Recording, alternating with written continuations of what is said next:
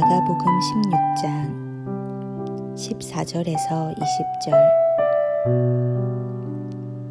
그 후에 11 제자가 음식 먹을 때에 예수께서 그들에게 나타나사 그들의 믿음 없는 것과 마음이 완악한 것을 꾸짖으시니 이는 자기가 살아난 것을 본 자들의 말을 믿지 아니함일러라.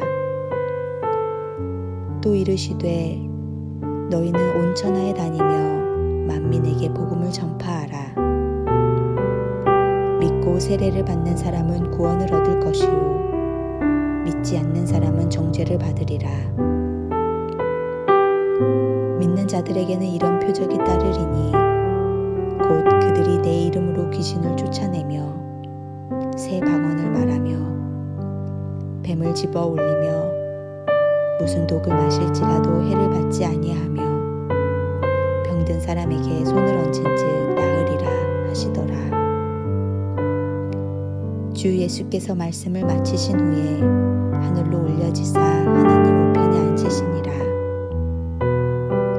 제자들이 나가 두루 전파할세 주께서 함께 역사하사 그 따르는 표적으로 말씀을 확실히 증언하시니라.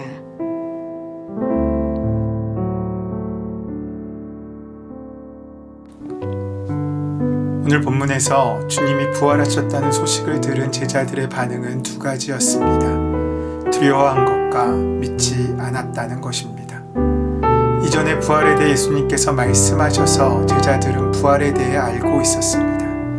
하지만 막상 삶의 현실로 부딪히게 된 부활은 그들이 믿기 어려운 사건이었습니다. 그런 제자들에게 예수님께서는 부활을 알게 하신 것이 아니라 경험하게 하십니다. 11 제자가 모여 음식을 먹고 있을 때 예수님께서는 그들 가운데 나타나셔서 믿음이 없고 마음이 무딘 제자들을 책망하셨습니다. 그 꾸짖음은 분노가 아니라 점잖은 책망이셨을 것입니다.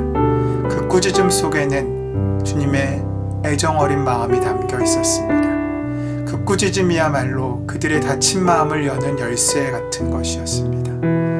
부활은 하나님의 창조가 그러하셨듯이 인간의 인식과 상상을 뛰어넘는 사건입니다. 그것은 전적으로 새로운 하나님의 역사이기 때문입니다. 주님께서는 애정 어린 꾸짖음을 통하여 그들이 부활의 삶의 현실 속으로 초대되기를 원하셨습니다. 그래서 그들이 부활을 경험하고 그 부활의 능력이 삶을 통하여 입증되는 삶을 살기를 원하셨다는 것입니다. 주님께서는 부활을 알지 못하는 그들에게 나타나 그 부활을 경험하게 하시고 이제 제자들을 세상을 향해 파송하십니다. 너희는 온 세상에 나가서 만민에게 복음을 전파하여라. 믿고 세례를 받는 사람은 구원을 얻을 것이요 믿지 않는 사람은 정죄를 받을 것이다. 예수님의 부활 사건은 부활이라는 큰 이슈에 그치는 사건이 아닙니다. 그것은 마치 이어달리기를 하듯이 이제 그리스도의 자녀들에게 그 바통이 넘겨지는 사건인 것입니다. 예수님은 부활하셔서 자신을 십자가에 매단 사람들에게 달려가 복수를 하시거나 세상의 왕으로 군림하지 않으셨습니다. 예수님은 자신의 부활을 제자들에게 또 우리들에게 보여주시고 아버지께로 가셨습니다. 그렇게 부활은 이제 우리에게 넘겨져서 우리의 삶이 되어야 한다는 것입니다. 그렇게 부활하신 주님과 동행하며 증인으로 살아갈 때 주님께서는 우리에게 그 모든 것을 할 수 있는 능력을 주십니다. 그 능력으로 사명을 감당할 수 있게 됩니다. 그렇게 부활의 능력 안에 살아가는 사람들은 먼저 귀신을 내어 쫓을 수 있다고 말씀하십니다. 우리로 하여금 하나님의 뜻대로 살지 못하도록 만드는 우리의 마음을 갈라놓는 귀신을 향해 사단아 물러가라 외칠 수 있는 영적인 담대함을 갖추게 되고 또 그 귀신을 쫓아낼 수 있는 능력을 갖게 된다는 것입니다. 이 시대의 귀신이 무엇입니까? 물질주의와 이기심, 폭력과 증오를 부추기며 가난한 이들을 내어 쫓고 하나님이 창조하신 세상을 함부로 파괴하게 하는 자본주의의 물질주의의 우상을 쫓아낼 능력이 바로 주님에게서부터 옵니다.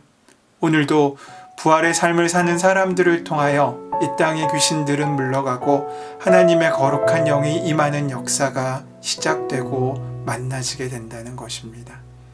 두 번째로 부활의 능력 안에 사는 사람들은 새로운 방언으로 말하게 된다고 오늘 본문은 말씀하십니다. 방언은 이상한 언어 현상을 이야기하는 것이 아닙니다.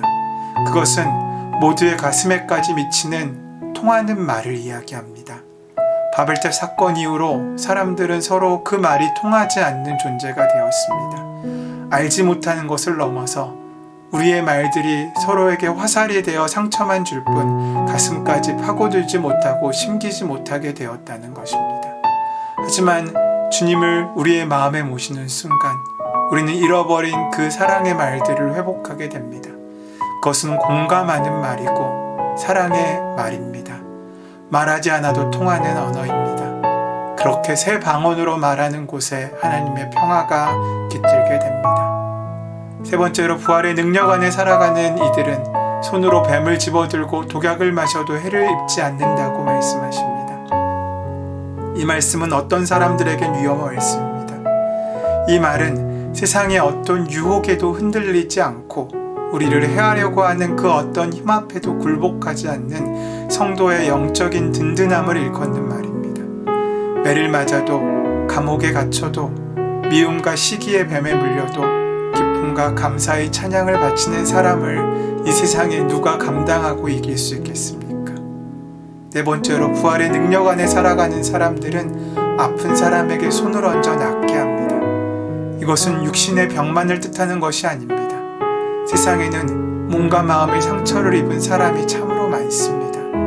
무정한 세상에 차가운 시선에 주눅든 사람들, 공평함 없이 차별받고 빼앗기는 사람들, 싸늘한 시선을 받으며 숨죽여 살아가는 이 시대의 약자들, 그들이야말로 회복해 하시는 우리의 손길을, 우리를 통해서 그 손을 포개시는 주님의 손길을 기다리는 사람들입니다. 주님이 손을 내밀어 그렇게 아픈 이들의 환부를 어루만질 때마다 기적이 일어났습니다. 사랑의 손길이었기 때문입니다. 주님은 우리가 주님의 손이 되어 세상을 치유하기를 원하신다는 것입니다. 그러기 위해 십자가의 부활은 내 삶의 부활이 되어야 합니다. 주께서 광야의 시험에서 승리하셨듯 우리도 내 곁에서 우리를 속이는 영을 분별하고 쫓아내야 합니다. 우리의 삶은 그렇게 주님의 부활에 대한 생생한 증언이 되어야 합니다. 이전의 옛사람을 버리고 새로운 영, 새로운 생각, 새로운 말을 가져야 합니다. 세상에서 아무도 나서려고 하지 않는 뱀처럼 보이는 사역의 지팡이를 들어야 하고 아무도 마시려 하지 않는 사랑의 독배를 들어야 합니다. 영적인 긍휼로 손을 들고 기도해야 하고 내 자신을 못 박아 용서의 피를 흘려야 합니다. 세상은 이런 삶을 어리석은 삶이라고 이야기하지만 주님께서는 지혜로운 삶이라고 말씀하십니다. 세상은 지고 당하고 손해보는 일이라고 하지만 주님께서는 하늘의 복의 근거라고 말씀하십니다. 세상은 이름도 없이 빛도 없이 죽는 것이라고 말하지만 주님은 부활의 씨앗이라고 말씀하십니다.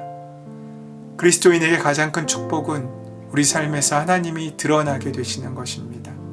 바로 부활이 우리의 삶으로 표현되는 것입니다.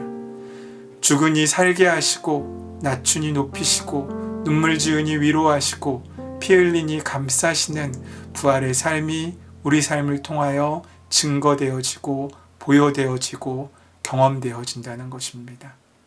히브리서 12장 13절 말씀은 그렇게 살기를 원하는 우리에게 힘이 됩니다. 그러므로 여러분은 나른한 손과 힘 빠진 무릎을 일으켜 세우고 똑바로 걸으십시오. 그래서 절름거리는 다리로 하여금 삐지 않게 하고 오히려 낫게 하십시오. 삶이 아무리 힘겨워도 마음을 다잡아 무릎을 일으켜 세우고 똑바로 걸으면 절름거리던 그 다리도 오히려 낫게 된다는 것입니다. 하나님의 거룩한 삶의 비결이 여기에 있습니다. 우리는 그렇게 이겨놓고 싸우는 사람들입니다. 저는 주님의 부활하심을 확고히 믿습니다. 주님은 우리 삶과 실천을 통해 이 땅에 오고 계십니다.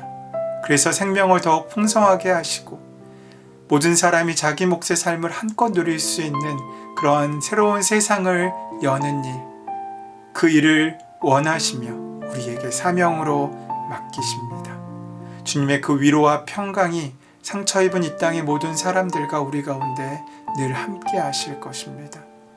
그 은혜로 살아가는 저 여러분 되셔서 오늘 하루 그 주님의 함께 하심으로 말미암아 하나님의 능력과 은혜 가운데 천국을 귀하게 넓혀가는 귀한 삶을 사는 우리가 되기를 소원합니다. 은혜의 주님 감사합니다. 주님께서 원하시는 부활의 증인된 삶을 우리가 시작하기 원합니다. 부활을 그저 감춰놓지 않게 도와주시었고 머리로만 알아 삶 가운데 만나고 당황하는 자도 되지 않게 도와주시었고 우리의 인생 가운데 하나님의 능력으로 채워져 그 은혜로 일어나 하나님의 나라를 더욱더 귀하게 넓혀나가는 우리의 하루하루가 더해질 수 있도록 채우시고 인도하여 주시옵소서. 오늘 만나는 사람들, 오늘 가는 그 땅의 지경들, 그 모든 곳이 하나님 나라로 바뀌어질 수 있도록 우리와 동행하여 주시옵고 그 말씀을 우리 삶 가운데 심겨주시옵고 인도하여 주시옵소서. 주의 은혜가 함께 하실 줄 믿사오며 감사하며 예수님의 이름으로 기도드립니다. 아멘. 이제 주신 말씀을 가지고 부활의 삶을 살기 위하여 그 말씀을 깊이 마음속에 심고 조용히 묵상하며 기도하며 주님께 나아가는 시간으로 함께 하루를 열기를 원합니다.